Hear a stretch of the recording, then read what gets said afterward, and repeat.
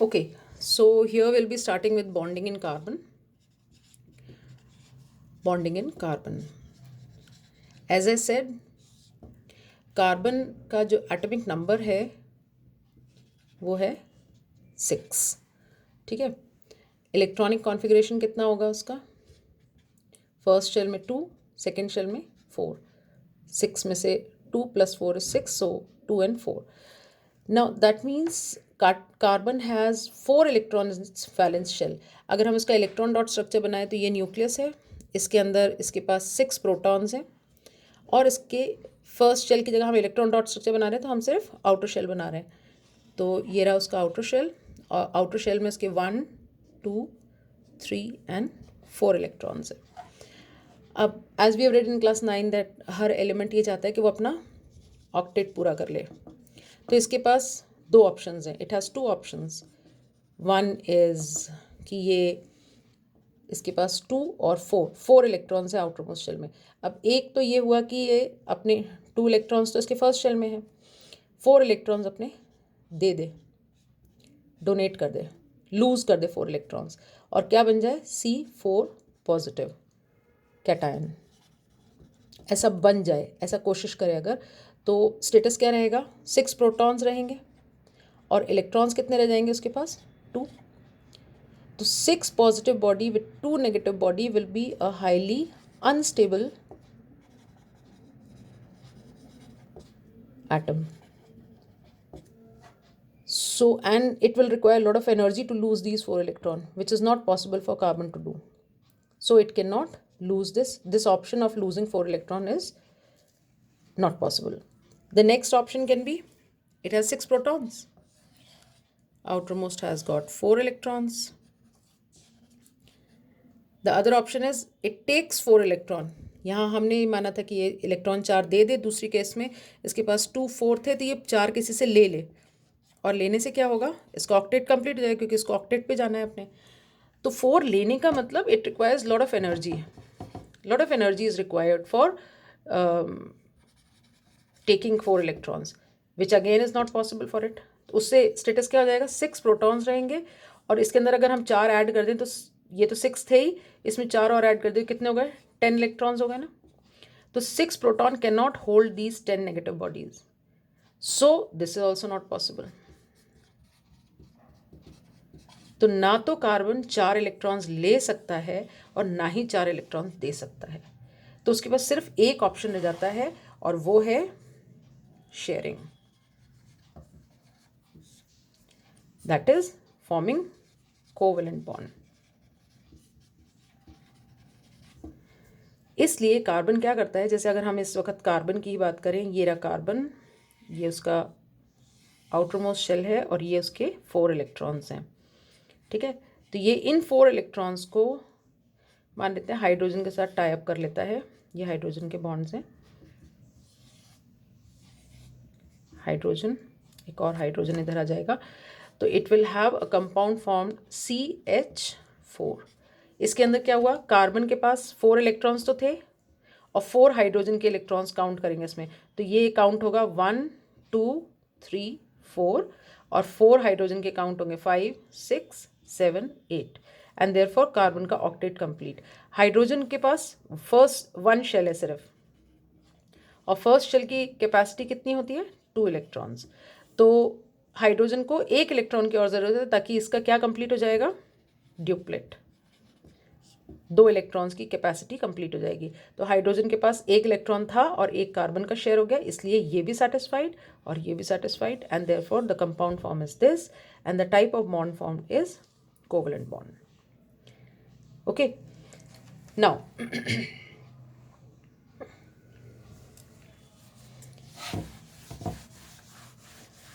this is about bonding in carbon. So finally what is happening? Carbon is going with covalency and like I'm talking about the book is talking about sharing with ऐसा नहीं है कि carbon की sharing. उससे पहले आपको book के अंदर बहुत सारे अदर एलिमेंट्स के बारे में भी वो बता रहे हैं.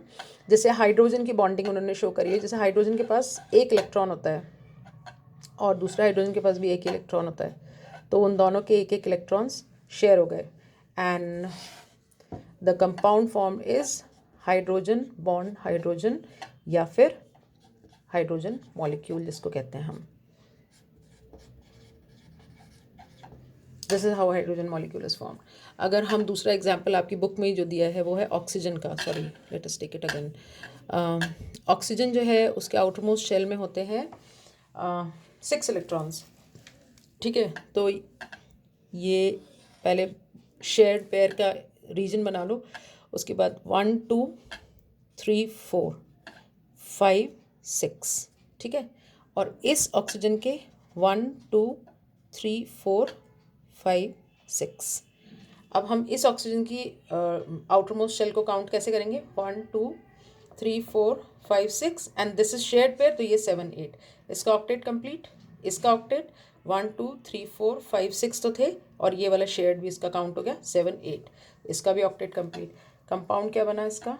इसने क्या बनाया? डबल बॉन्ड करा. एक बॉन्ड इस वाले बीच में बना और एक इसके बीच में बना. Double bond O and the compound is oxygen molecule.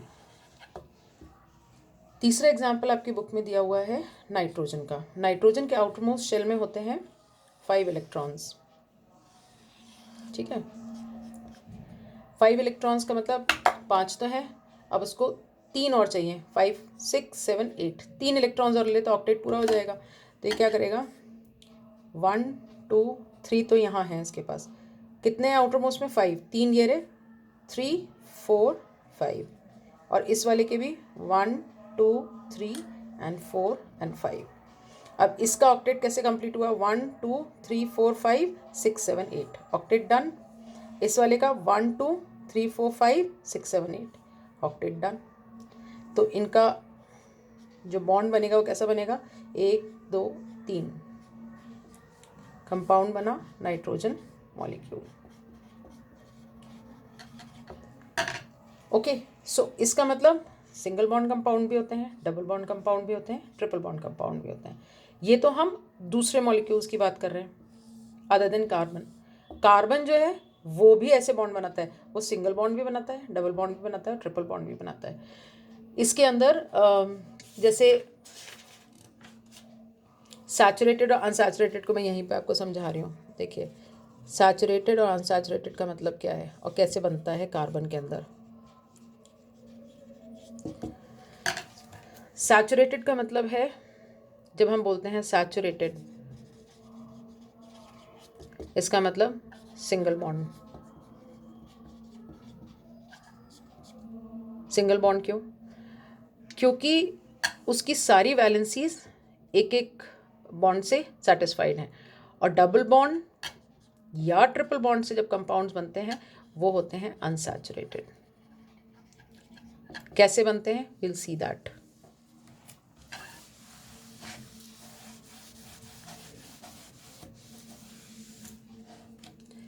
देखो, अगर मान लो एक कार्बन है, ये आपके बुक में दिया हुआ है 4.2.1 में पेज नंबर 63 पर, है ना. कार्बन है और एक और कार्बन है और हम ये मान रहे हैं कि ये दोनों बॉन्डेड हैं. ठीक है, अब इस कार्बन की वैलेंसी कितनी है? 4. तो 1 2 3 4 तो इसने शेयर कर रखी है इस कार्बन से. ठीक है ना. इसके पास भी 1 शेयर्ड है, 2 3 4. हम इन सबको हाइड्रोजन से सेटिस्फाई कर रहे हैं. हाइड्रोजन 2 3 4 5 6. तो आपके पास बना C2H6. Will number it 1 2 3 4 5 6 and this is C1 and C2. तो C2H6. ठीक है, इसके अंदर क्या हुआ कि ये सब किससे जुड़े हुए हैं? सिंगल बॉन्ड से, है ना. इसको हमने कहा ये है saturated compound. Okay, saturated compound का मतलब सिंगल बॉन्ड से है. They are non reactive and stable. Saturated compound जो होते हैं वो सिंगल बॉन्ड से बनते हैं, नॉन रिएक्टिव होते हैं और स्टेबल होते हैं. अब हम क्या करेंगे, इसी के अंदर ये 2 हाइड्रोजन जो है इनको हटा देते हैं, ठीक है। अब ये 2 हाइड्रोजन हटा दिया हमने तो क्या हुआ कि इसकी ये वाली वैलेंसी फ्री हो गई और ये वैलेंसी भी फ्री हो गई, ओपन हो गई ना। कार्बन क्या करेगा, अपने इन इलेक्ट्रॉन्स को इधर शिफ्ट कर लेगा और यहाँ पे डबल बॉन्ड क्रिएट कर लेगा। और अब ये कंपाउंड का फॉर्मूला क्या हो गया, C तो 2 थे ही, H कितने रह गए, 1 2 3 और ये 4 हो गया, C2H4। ये कैसा हुआ, ये अनसैचुरेटेड हुआ,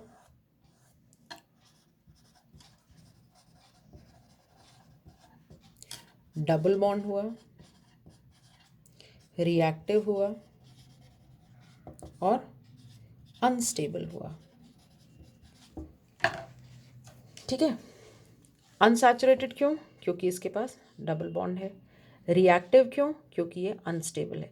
अनस्टेबल क्यों है, अनस्टेबल इसलिए है, पहले क्या था, इसके अंदर एक कार्बन दूसरे कार्बन के साथ एक ही बॉन्ड पे शेयरिंग कर रहा था, इसके अंदर 2 बॉन्ड्स की शेयरिंग हो गई।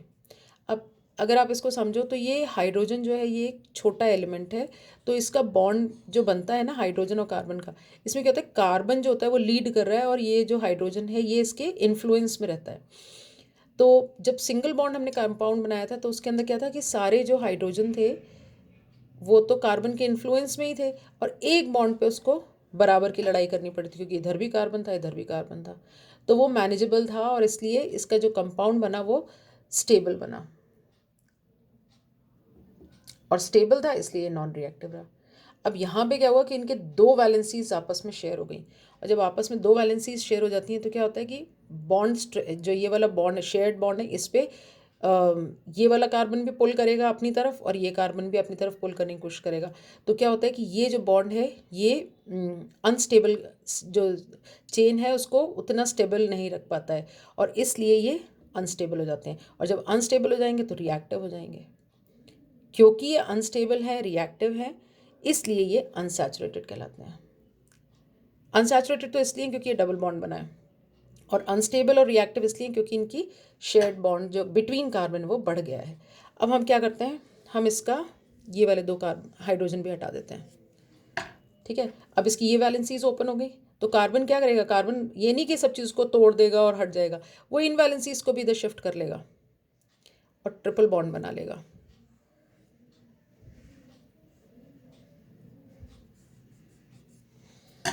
ठीक है। और अब क्या हुआ,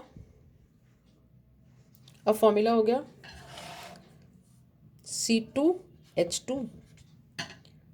कार्बन सेम चल रहा है सब में, नंबर ऑफ हाइड्रोजन चेंज होते आ रहे हैं, और ये भी कैसा होगा, अनसैचुरेटेड होगा। अब ये ट्रिपल बॉन्ड हो गया और रिएक्टिव भी होगा और अनस्टेबल भी होगा।